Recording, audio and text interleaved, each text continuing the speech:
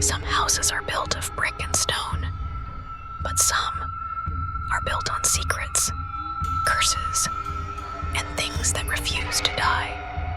London, 1907. The Hodgson family had no idea that their modest home at 284 Green Street, Enfield, would soon become the stage for one of the most terrifying hauntings ever recorded. A single mother, Peggy Hodgson, was raising 4 children: Margaret, age 13, Janet, age 11, Johnny, age 10, and Billy, just 7. Life was tough, but ordinary, until one summer night, everything changed. It began with knocks on the walls. At first, Peggy thought it was just the kids playing games, but the sounds grew louder, stronger, and when she opened the bedroom door, she saw a heavy chest of drawers slide across the floor. By itself, Peggy tried to push it back, but it wouldn't budge, as if some invisible force was holding it in place. That was the first moment she realized, this house isn't ours anymore.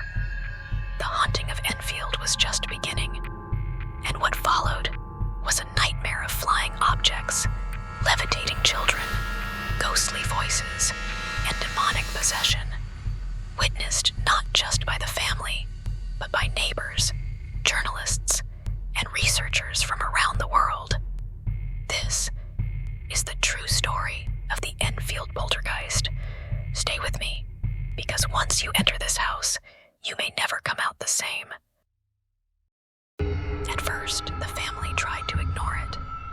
Strange noises, cold drafts, objects going missing. But soon, there was no denying it. The children reported toys flying across the room.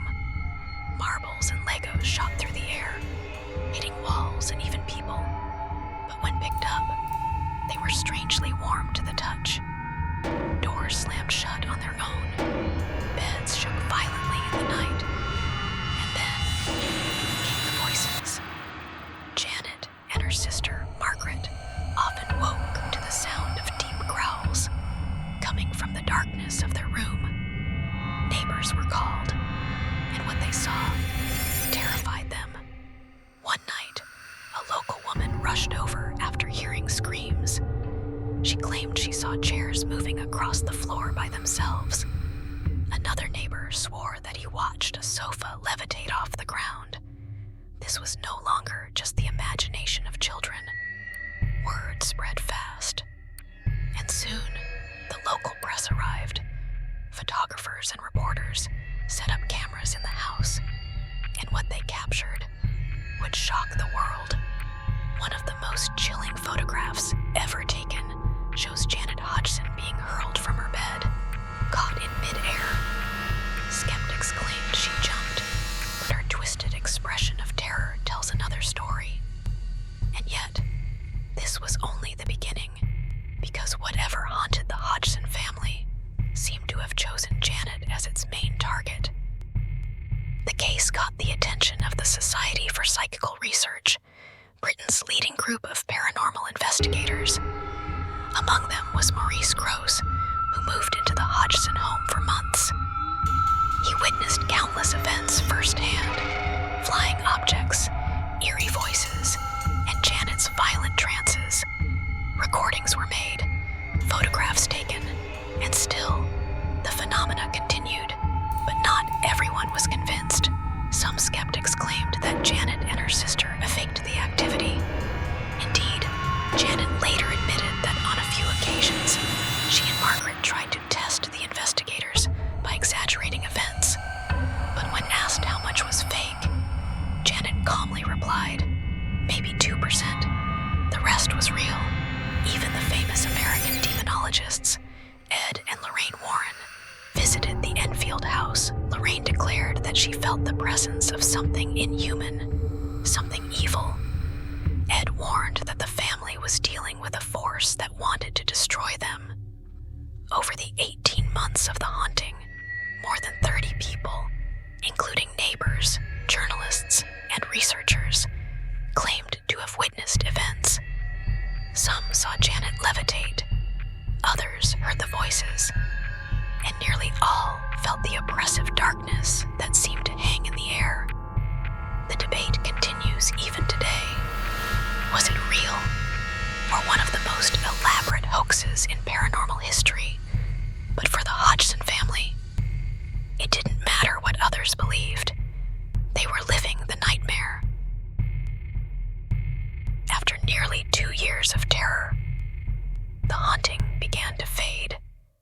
By 1979, the strange events slowed down. Janet, exhausted and traumatized, spent time in psychiatric care. Eventually, the family moved on, but the scars never healed. Years later, Janet confessed that she often felt something was still with her, watching, waiting. She admitted she hated revisiting those memories because it felt like the entity could return at any time. As for the house at 284 Green Street, new families moved in. Some reported nothing unusual. Others claimed they still felt uneasy, as if eyes were always watching. The Enfield case remains one of the most documented hauntings in history.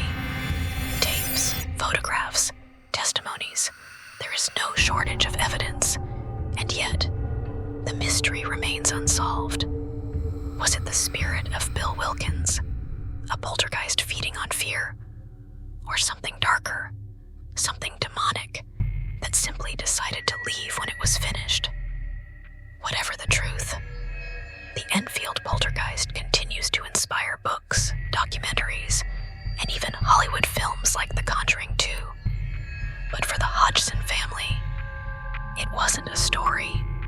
It was their life.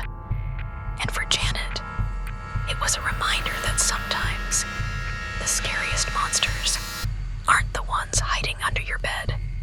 They're the ones who can walk through walls and take over your soul. This was the true story of the Enfield Poltergeist, one of the most terrifying hauntings ever recorded.